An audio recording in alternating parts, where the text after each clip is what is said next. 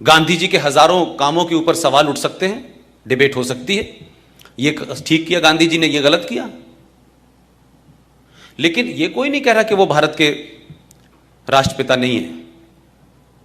ये राष्ट्रपिता कब बने, कब रेजोल्यूशन पास हुआ कि वो हमारे पिताजी हैं, ये हमें बताया नहीं गया। भाई हमें पता तो चल जाता कि हमारे पिताजी ये हैं।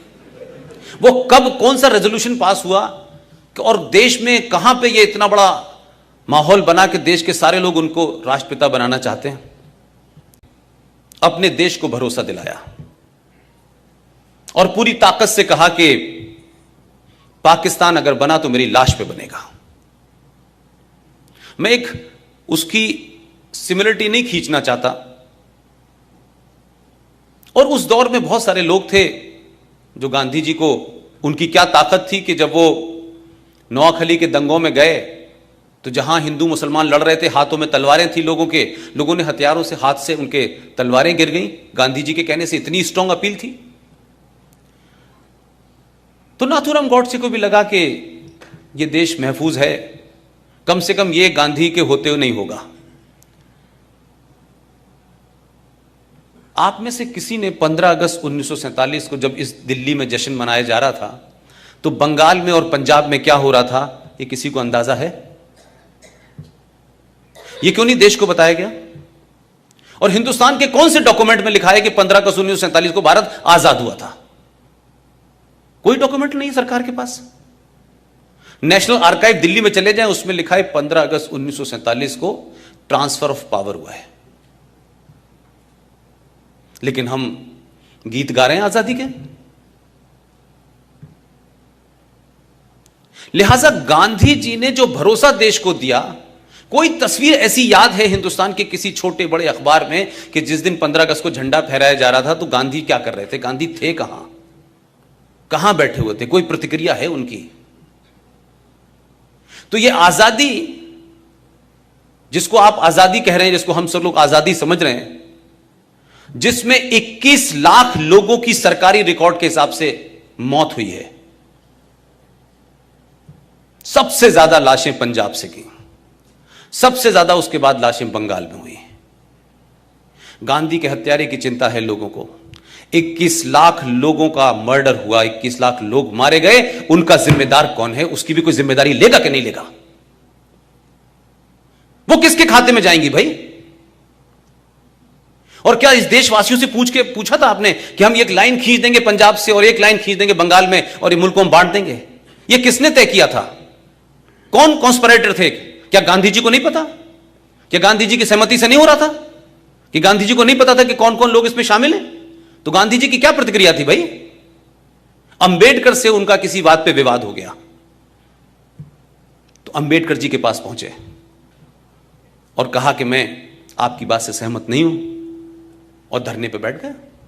तो अंबेडकर जी के शब्द हैं, उन्होंने कहा गांधी जी, आपकी जरूरत इस देश को है, आप अनशन मत करिए, मेरी बात ठीक है, लेकिन क्योंकि आप देश के लिए जरूरी हैं इसलिए मैं आपकी बात की वजह से अपनी बात वापस ले रहा हूं। फिर एक दूसरी घटना घटी जब सुभाष चंद्र बोस को कांग्रेस का अध्यक्ष बनाया गया, तब भी गांधी जी ने धरना दे दिया। मैं आज पूछता हूं 2019 में, गांधी जी जब जिन्ना अपनी जिद पे अड़ गया था कि पाकिस्तान को बांटेंगे, तो आप उसके सामने धरने पे क्यों नहीं बैठे थे?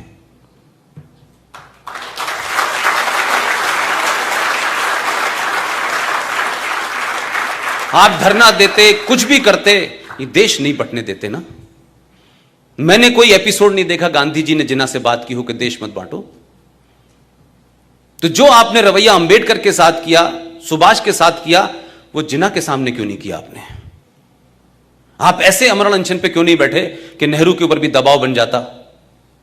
आपने तो उस कॉन्स्पिरेसी में शामिल हुए आप कि जिस जवाहरलाल नेहरू को 14 में से एक भी वोट नहीं मिला था, फिर भी आपने अपने हाई मॉरल ग्राउंड को स्टार्ट किया और कहा पटेल से, क्या कहते कि नेहरू की हार मेरी हार है, और पटेल जी ने कुर्सी छोड़ दी। तो पहली ईवीएम हैकिंग तो आपने तब कर ली थी और ओपनली किया आपने।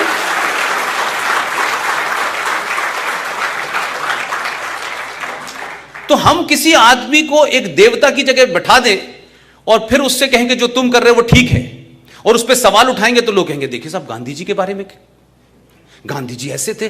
भाई गांधी जी को क्रिएट किया गया, मेरा मानना यह है। अंग्रेजों को कोई पागलपन का दौरा नहीं पड़ा था कि उनके अपना एक अंग्रेज जो कलेक्टर था उसने कहा कि मैं कांग्रेस पार्टी की नींव रखता हूं, A.O. ह्यूम, और तुम हमें मारना और हमें यहां से भगा देना। इतनी सहमति तो मैंने कहीं नहीं देखी आज तक।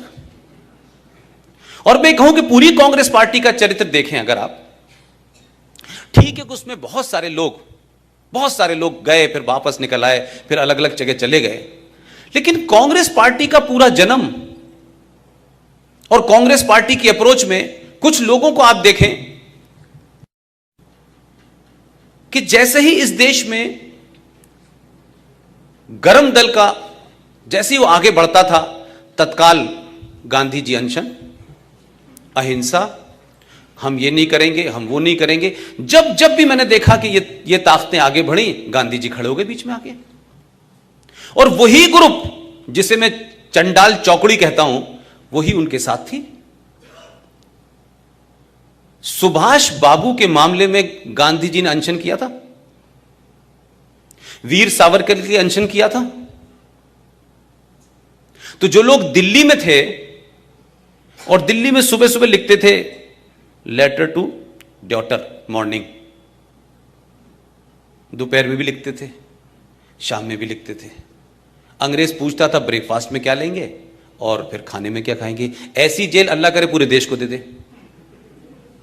और एक आदमी, हजारों लाखों लोग अंडमान से लेकर सब जगह थे, उनकी कहीं इस देश में जिक्र नहीं है। तो हम ये माने कि जो हमने नींव रखी है इस भारत की, ये एक बार ढह जाए तभी ठीक है, ये बगैर ढहे नहीं हो सकती।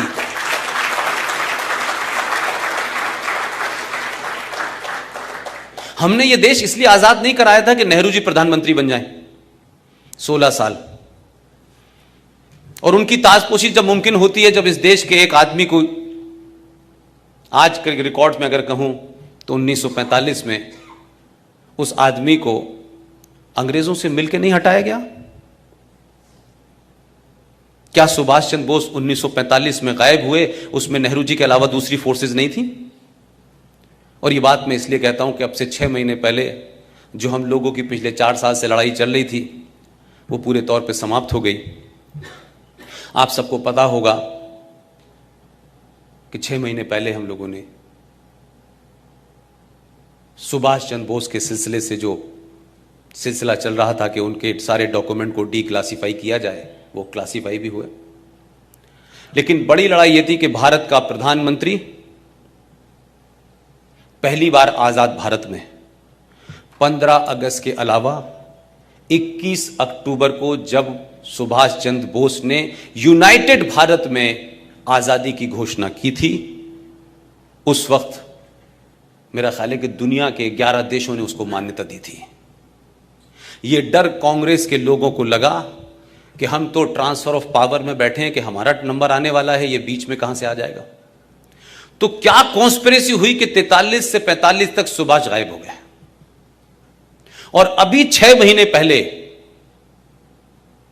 जब भारत के प्रधानमंत्री 21 अक्टूबर को भारत के लाल किले पे 15 अगस्त के अलावा दोबारा गए और झंडा फहराया।